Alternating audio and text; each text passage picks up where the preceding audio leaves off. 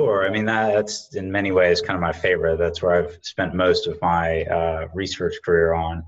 And so, just to give a couple concrete examples, things that would fall into that category would be things like teacher-student relationships, students' sense of belonging at school, their capacities to take the perspective of other people. And so increasingly, this one has really been kind of fascinating in terms of the research on it. Recently, there's just a really renewed appreciation for how important it is. As a pretty robust research example, you're going to die younger if you have worse social relationships. So it's that important for people's health and well-being.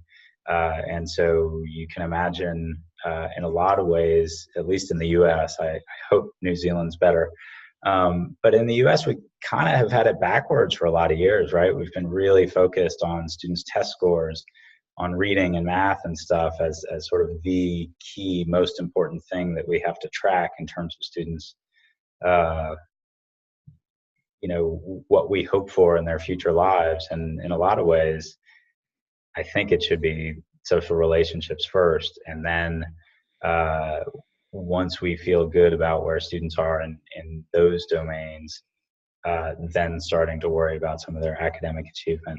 It's super important, and if you have a good relationship with your teacher and vice versa, that is associated with almost every positive student outcome we could imagine under the sun.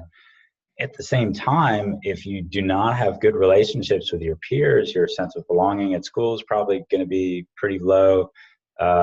These are often students we worry about getting bullied and those sorts of things. So it's probably not enough just to have positive relationships with your teacher.